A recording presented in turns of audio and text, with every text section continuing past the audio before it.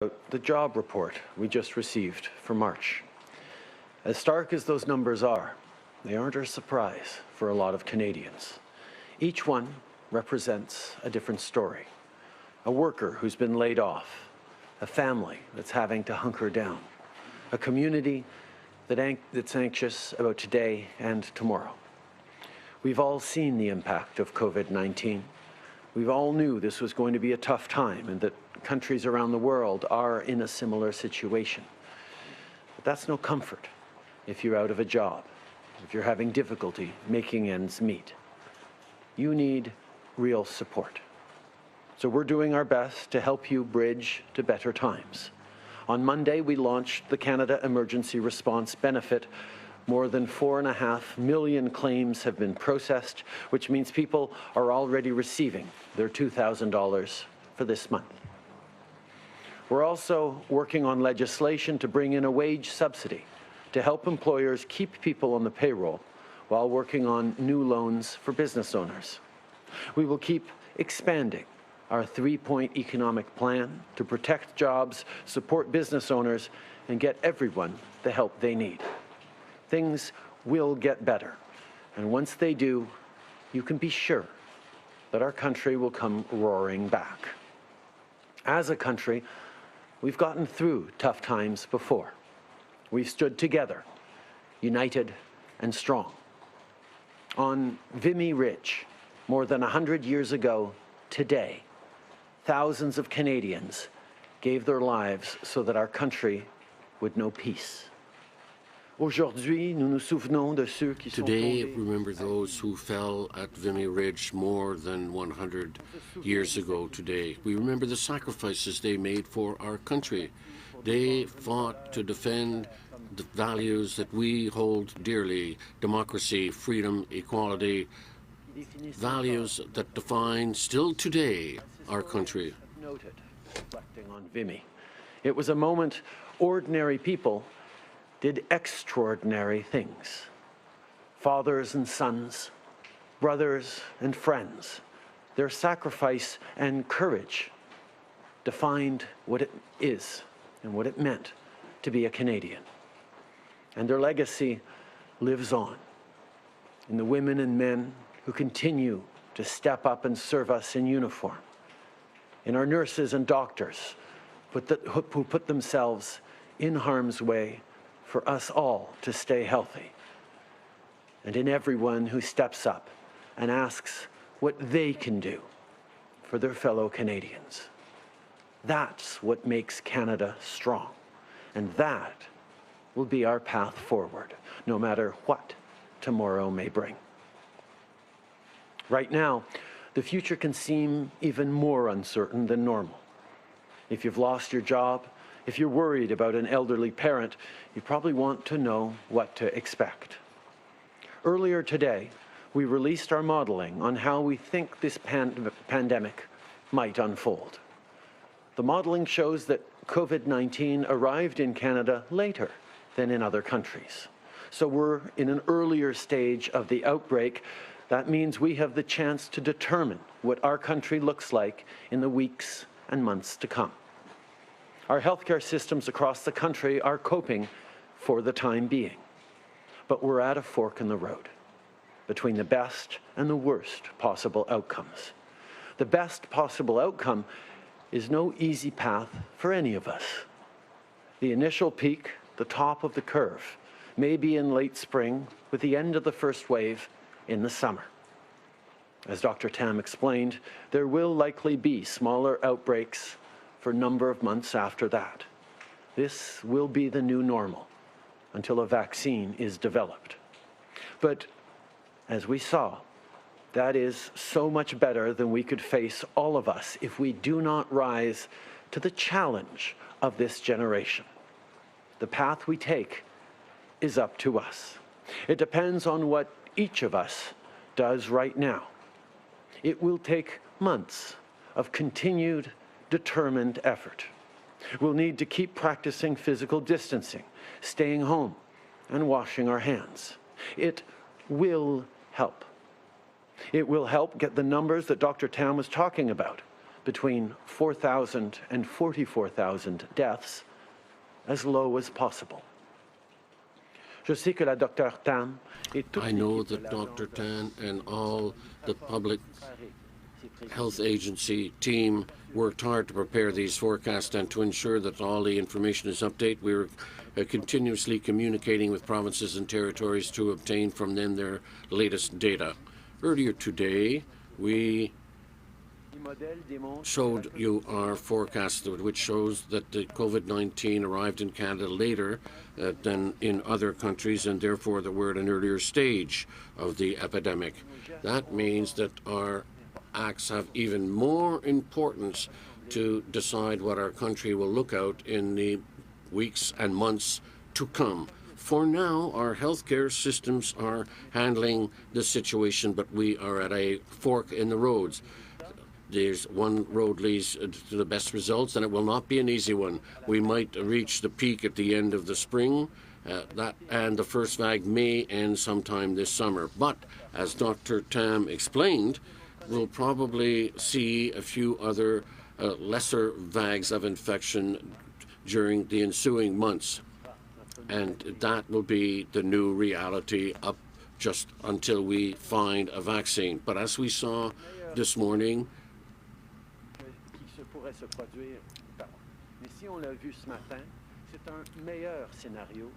there is a better scenario. This is a better scenario than if we refuse to act. The road taken will depend on each and every one of us. We must be very disciplined over the next months. We have to continue to stay at home and to wash our hands. That is how we will avoid thousands of deaths and we will reduce the number of cases. Especially as the weather gets nicer. If you have kids, it's even tougher. But to get them back outside and running around the playground and park as soon as possible, you need to keep them inside for a little longer. This will work, and we'll be with you every step of the way. Just this week, we received millions more masks to keep our frontline workers safe, and we have contracts to get more ventilators. We're helping industry mobilize, like the entrepreneur from Vars, Ontario, who's creating reusable visors for hospitals across the province. And we've continued to support Canadian researchers working on a vaccine. We're pulling out all the stops to beat this virus and help you get through this time. On doit tous faire notre part. Les gouvernements, everybody has to do his share, governments, businesses, and citizens. Therefore, keep staying at home. Only do your grocery shopping once a week, or even less than that, less often. And if you do go out, maintain a distance of 2 meters between yourself and others. That is how we will protect the vulnerable, and that is how we will protect our seniors, and we will save lives. That is how we will help our nurses and doctors who are doing such extraordinary work each and every day. I know that it isn't easy, but it won't last forever. Eventually, we will be able to go back to restaurants, parks, and movie theaters. But in order to do that, everybody has to do their share now and in the ensuing weeks. 100 years ago today, Canadians showed what metal we are made of. I know each of us will rise to be worthy of the legacy of the heroes that built this country. We can do this together. Merci tout le monde. Thank you, everybody. Thank you, Mr. Prime Minister. Let's now go to the question period, starting with the phone. Moderator? Thank you. First question, Michel Lamarche at TVA News. Go ahead. Good morning, Mr. Trudeau. I would like to hear you speak about the waves that Dr. Tan spoke about earlier. I wonder if, seeing that it might continue all the way to December, with lesser waves at the end, you're ready to maintain all of your assistance programs up until then. We're there to help Canadians as long as it takes. But we all know that the length of time necessary will depend on our current actions. Canadians must continue staying at home. We have to continue testing in a very aggressive fashion, continue to do contact follow-up and tracking and this will allow us to remain in the green zone down in it, and we'll be able to get through the first wave. Yes, there will be other lesser waves as long as we have no vaccine.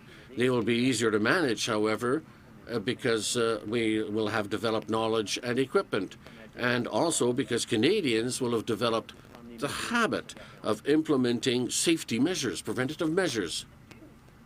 We recognize that what we are doing today is making a difference, and we are hopeful that we're going to be able to get through this in the shortest amount of time. But no matter how long it takes, we will be there to support Canadians in order to get through this. We know, though, that in order for it to last as short as it can and to harm as few Canadians as possible, we need to keep doing what we are doing. That is what leads us to the best scenario. And once we're through this first wave, as we look to the resurgences that will happen over the coming months until we discover a vaccine, we will be much better equipped, both with aggressive testing strategies that we're developing right now, with aggressive contact tracing, and with Canadians who know what to do when they have to socially distance, to stay home where and when necessary in the coming months. Suivi? Follow-up question. Yes, Prime Minister, we understand that helping Canadians at this point in time is price cannot be evaluated in dollar terms, but was there an evaluation of the cost that will be spent over the next some months, and will we have the means necessary to spend maybe hundreds of millions of dollars, billions of dollars between now and December? Answer, this is one of the reasons for which it's very important to get through this first wave as quickly as possible. That is why in the weeks to come, people must stay at home and limit their trips. Once we've been through this first wave, as the modeling shown this morning reveals, we'll be able to open up the economy somewhat and set aside our attenuation measures that we have to adopt now in order to manage the current situation, and therefore at that point in time we'll have a bit of an economic relaunch. Everything will depend on what we're doing now, but however long the situation lasts, we will be there to help each other out, because that is what we do as Canadians. And we know that if we want to pick up our previous lives eventually, people need the necessary support to get through the crisis. Thank you. Next question, moderator. Next question, Ian Rabson, the Canadian Press. Line open. Good morning. I'm just wondering, given the new projections today, do you think that we're going to have stronger measures necessary to keep people at home? Do you think people are listening?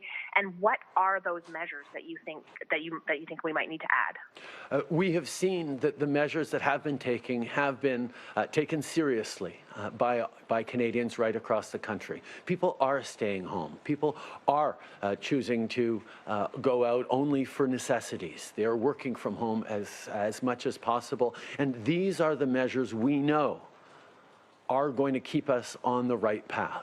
Are there things we can do to strengthen and improve? Sure, and we'll keep looking at those. But the big things that we're going to be able to improve in the coming weeks is stronger and more sophisticated and aggressive testing protocols, because every day we get better at that. And continuing to develop tools for better contact tracing. We know that those things, on top of the social distancing that we're doing right now, have the best impact on keeping this curve as short and as low as possible. Follow-up? And I'm also wondering if there are going to be multiple waves of this, if we aren't going to be able to sort of get out of this until we find a vaccine, which we're told is 12 to 18 months away at best. Do you envision that we're going to have multiple waves of shutdowns, lockdowns, closures of the economy? And how can we handle those kinds of constant shutdowns? I think even after we're through this first wave, we will need to remain vigilant and we will need to bring in different measures. Normality, as it was before, will not come back full on until we get a vaccine for this. And as you say, that could be a very long way off.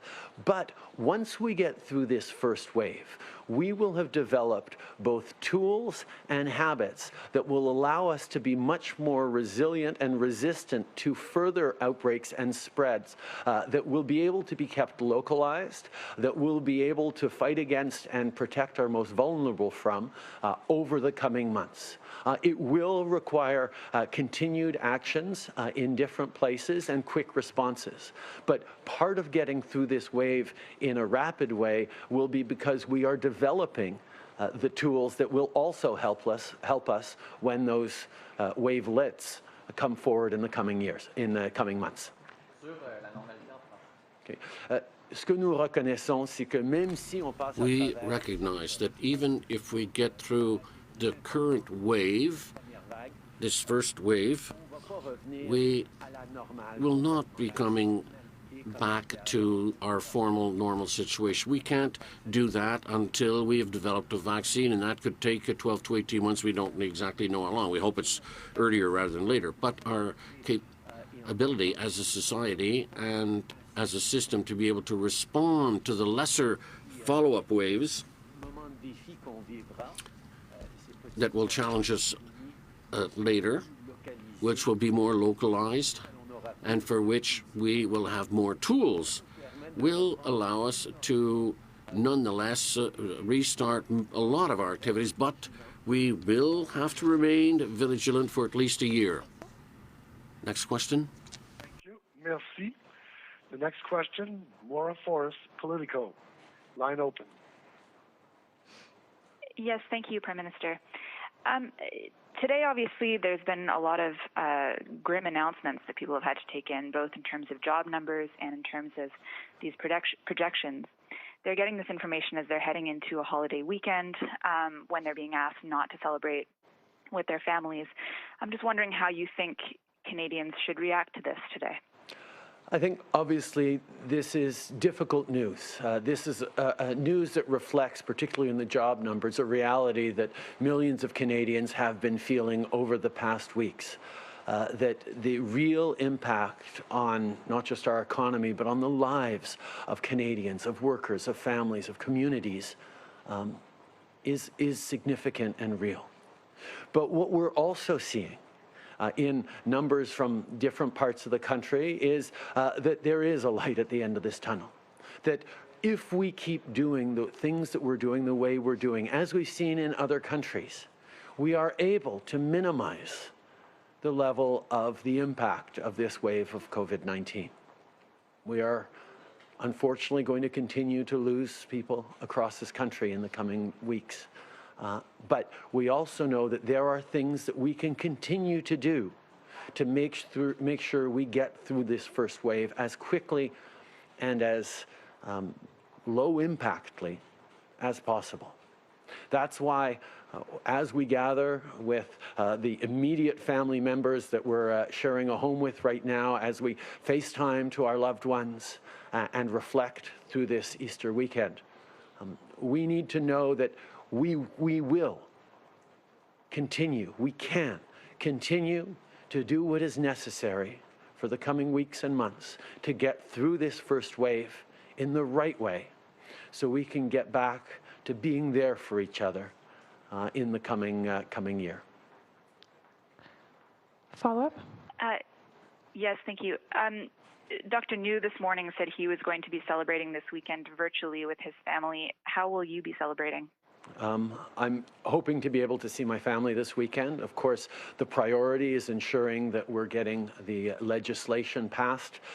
Conversations are still ongoing with members of the opposition parties. We know that we need to pass this legislation to get the help to people that is needed. That's why while we continue discussions around democratic processes and defending our institutions, which will be ongoing, which is really important to me and to all of us, we need to move forward on getting this legislation moving through the House so we can get the help out to Canadians, and that is my focus this weekend. En français. Okay. J'espère pouvoir passer un peu de temps avec ma I famille. do hope to be able to spend some time with my family this weekend, but our priority is to pass the bill that will allow us to help even more people and to send out the assistance to workers and businesses. And that is why we are pursuing our discussions with the opposition parties. Now, obviously, we have to ensure that our democracy continue functioning and that our institutions remain strong in these difficult times. But we absolutely must bring back the House in order to pass this bill in order to help people. And I do hope that the opposition's party will agree with me that this assistance for Canadians cannot await. Prochaine question, Hélène Buzetti, Le Devoir, à vous. Hélène Buzetti, Le Devoir. Mr. Trudeau, about this bill, we understand that the Conservatives have a condition for their support, that the Parliament sit in person from now on. Now, why are you not accepting that condition? What's the problem? We did it a few weeks ago. Well, first of all, we're quite open, as we demonstrated, to call back the House to pass important bills and do the work that people expect of the government and of Parliament. We also know that we have to follow the recommendations of the health experts and not gather people unless absolutely necessary. There are virtual ways of meeting, and even when we sit in reduced numbers, there are security guards, have people working in the building who have to be there to support us, and we want to minimize the impacts on them, but we do want to continue to find ways and to ensure that we can keep a strong democracy with strong institutions. We're quite open to that. I think we're now at a point, however, where we should not block an important bill just because we want to continue holding discussions about whether we sit in person or not. These discussions should be ongoing. Hélène, before I'd like to answer in English first. We do have strong democratic institutions that continue to function to serve Canadians, to get the help needed to Canadians, and provide that input from voices across the country on the impact that things are having in their community. That is essential, and we're going to continue to talk with opposition parties about how we can make sure that our institutions and our Parliament continues to function. It is something to remember that when we do gather in smaller numbers, first of all, it still requires a significant number of support staff to come into work, to be there while Parliament is functioning, and that puts them at risk as well. But it's also something that doesn't allow for members of Parliament who live in further off parts of the country to be weighing in and make sure that their communities are being heard. That's why we are so interested in looking for virtual ways of gathering the House, and we're going to continue to work on that. But it's, I think, really important that parliamentarians get together to make sure that the work of getting the help to Canadians happens, and happens quickly, while these continued conversations about furthering our democracy in this moment of crisis continue. It's not the time to further delay getting help to Canadians. Et en sous-question, M. Scheer dit que... A follow-up question. Mr. Scheer says that that's not serious because the government infrastructure for getting the money in the hands of people isn't ready, and so it isn't creating a delay. Now, do you agree? And if there is a delay, would you consider the Conservatives to be responsible for that by laying down conditions, or you that is responsible because you refuse to compromise? Answer: I'm a little bit perplexed by that comment if Mr. Scheer actually said that, because we find that the debates or discussions in the House and speeches in the House are often a place where we see the impacts of things and we can amend it to have an even better result.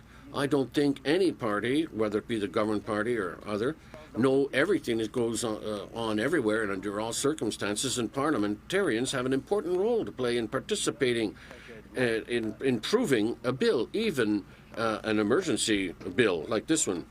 And to call the House back, it's not just a question of rubber stamping a project that we've discussed in advance, it's to have a real debate in order to ensure that we're doing the right thing for Canadians. And if that is what Mr. Scheer said, well, I'm a little bit disappointed in his lack of understanding of the importance of having this informed debate in the House when we're having a look at bills. If indeed Mr. Scheer suggested that the debate and discussions had by parliamentarians around a given piece of legislation don't really have an impact, I choose to disagree. I think it's really important that we hear voices from every corner of the country on the potential impacts or potential improvements to the bill we're putting forward. I think that's how Parliament is supposed to work, and that's how Canadians consider that Parliament is supposed to work. So I very much look forward to the debate on our wage subsidy to see how it's going to impact and hear from every corner of the country as much as we can on how we can make sure that it's doing the right things for Canadians. Parliament matters. The debate that happens in Parliament matters, and you can't just shrug it off like a rubber stamp that doesn't matter, because I know how deeply it matters that we have proper and robust debate on this. David Thurton, CBC News. Prime Minister, documents show that the government has been preparing for a pandemic for over a decade, since the outbreak of SARS.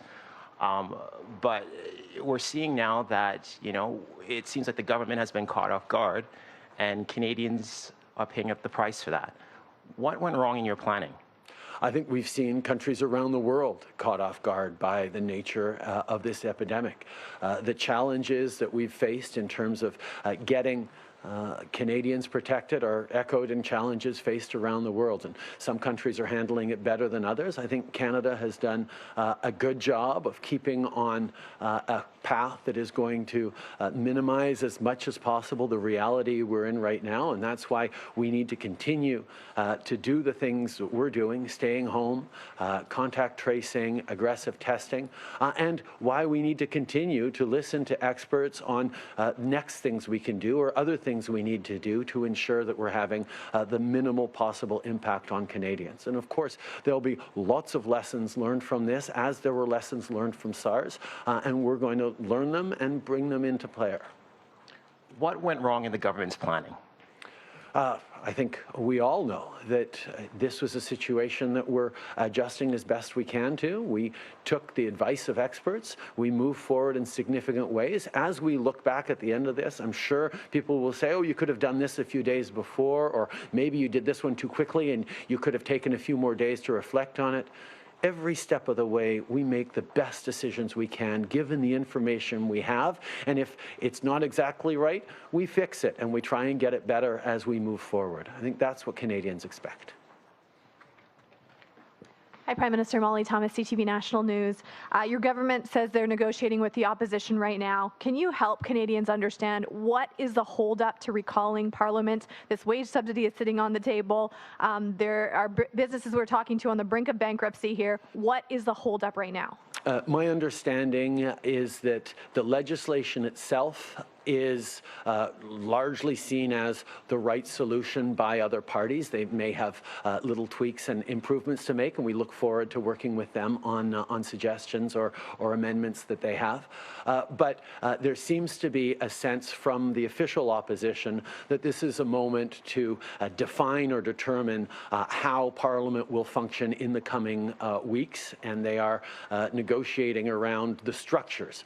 We've said we're of course happy to have have these conversations. We've put forward some proposals around things that we think could work to both minimize the risk to Canadians while moving towards a virtual parliament and ensuring the debate and accountability that is so important in our democracy. And we just hope that the official opposition will choose to realize that we need to pass this legislation quickly to get the help out to Canadians as quickly as possible.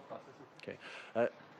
Ma compréhension, c'est que le projet de loi comme tel. My understanding is that the bill is generally supported by the opposition parties. They recognize its importance. Now, obviously, they may have some suggestions and improvements to suggest, and we're quite open to that. The official opposition is insisting that this is also the time to determine what Parliament should look like in the weeks to come, and is suggesting strong measures. We're open to discuss that, but we believe that this discussion should be held separately from the bill, which should be itself acted on as quickly as possible in order to help Canadians as quickly as possible. Talked about Canada having fiscal firepower. The government was planning for 4 months of uncertainty here, at least in emergency funding. How long of a financial rope do we have here, and should we be rationing that emergency funding and at all, knowing that we're in for a year here of self-isolation on and off? We had made the decision early on that we needed to be aggressive and broad in getting help out to Canadians, and that's what we did with the Canada Emergency Response Benefit and the wage subsidy. And we've moved very, very quickly, and we are continuing to fill gaps and look at areas where we can do more to help Canadians. We will continue to do that. But we knew that our best chance of rebounding from this strongly and getting back to the extraordinarily successful country and economy that we've had, that we've built over so many generations, is to ensure that Canadians are supported through this, however long it takes. Now, we are extremely hopeful that we will be able to begin to restore a certain measure of economic activity in the coming months after this first wave is passed. But we will make sure that every step of the way we're giving Canadians the support they need to be able to keep themselves safe, to do what is necessary to keep us all safe, and to ensure that as we get going again, Canada continues to be successful for all Canadians. En français. Okay. Nous reconnaissons que we recognize that we had to implement rather broad measures quickly in order to help the most persons possible, and that's what we did with the Canadian Emergency Response Benefit and the wage subsidy. We shall continue to do whatever is necessary for as long as needed. We hope that the first wave will only last a few more months, and this will allow us to start to restart the economy with work and with supplementary measures, of course, and pursue the success that our country usually enjoys. But however long it takes, we'll always be there to support Canadians who need it. You say that it might take 12 to 18 months before we're fully back to normal. What should we expect from that? Does that mean 12 to 18 months before people, kids go back to school, that people go back to work, that we go to a concert or to have a picnic in the park? Is that what you consider normal? No, what I said is that until we have a vaccine, COVID-19 will be with us for however many months that takes. The estimates are 12 to 18 months, others lesser period of time. We will have to remain vigilant and continue implementing these preventative measures.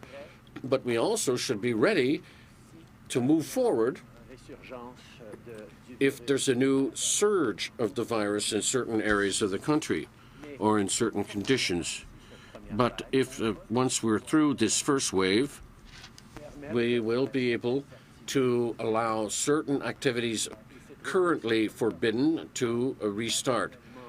For example, we'll be able to gradually restart economic activity somewhat more normal than now, and this will carry on. We'll have to remain vigilant, however. It's pretty obvious that for a year and 18 months, there will be things we just won't be able to do, but there will be more things that we will be able to do if and only if we get through the next weeks and months in the right fashion.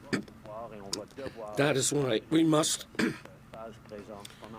maintain our measures for some time yet. Do you think that the toleration of Canadians will allow us to maintain these isolation measures? And there's also, I'm thinking of Indigenous communities who are saying, we have no tests, we have no doctors, we're out in the boondocks.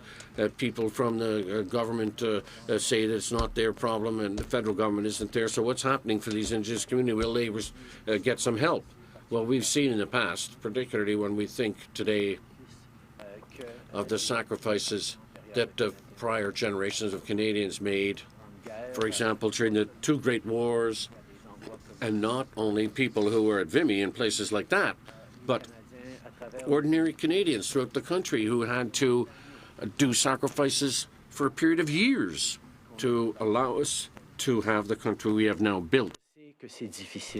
I know that what we're going through now is difficult. That is why the government is there, to help the vulnerable population, people who lose their jobs, people who need to help their own families, and in particular to help and protect our frontline workers, whether it be in the healthcare system or our grocery store clerks, who ensure that we will be able to get through this challenge in the right manner. We will continue to be there for each other, and we will continue to support each other, and we will get through this because we are strong as citizens and as a country. Now, with regard to our Indigenous people, we are very concerned. We have been from the outset about the vulnerability of this group, and that is why we've done investments in order to improve the resilience of these communities. We do recognize that much remains to be done. We're starting to see a few cases in some of these communities. It's very concerning, and that's why we're working seriously on the issue. President Trump is looking at tariffs on imported oil aimed at getting Saudi Arabia and Russia to reduce the flood of crude oil swamping the market. Is Canada looking at the same to support our oil and gas industry? And if not, what is the government going to do to support the industry?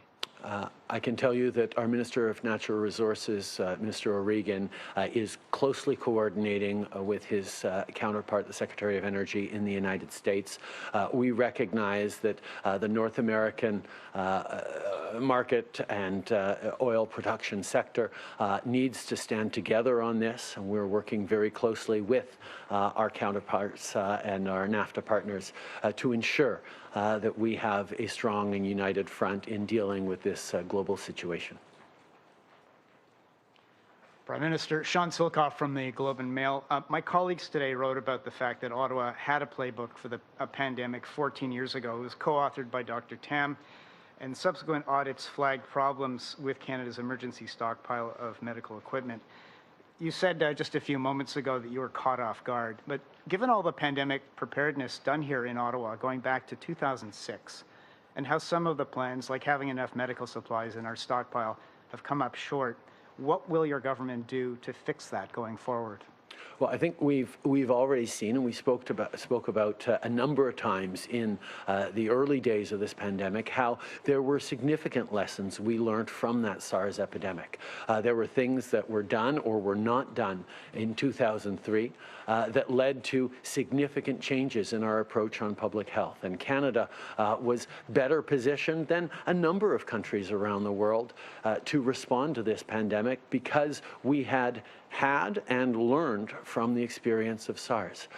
Similarly, as we go through this time, we will learn more things about how to be even better prepared next time, if this ever happens again, as it is likely that it will in the coming decades. We need to make sure that we have the tools necessary to keep Canadians safe, and that is something that keeps evolving every single day. We will listen to science, we will share the best recommendations with Canadians, we will lean on each other, and we will get through this together. It's what we do as a country. Merci. Merci beaucoup. C'est ce qui m'a fait à la conférence de presse d'aujourd'hui. And thank you. That's the end of today's press conference. Have a good day, everybody.